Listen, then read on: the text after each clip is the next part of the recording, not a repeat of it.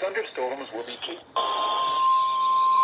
The National Here we are. Weather Service in Sterling, Virginia has issued a special marine warning for Choptank River to Cambridge, Maryland, and the Little Choptank River until 8:45 p.m.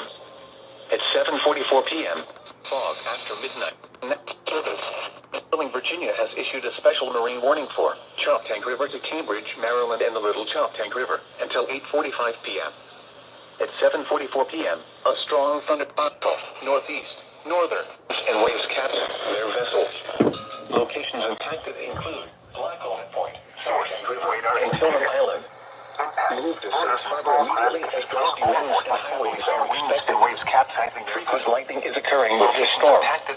If caught on the open water, stay below deck if possible. Keep away from ungrounded metal objects. Immediately as gusty winds and high waves are expected.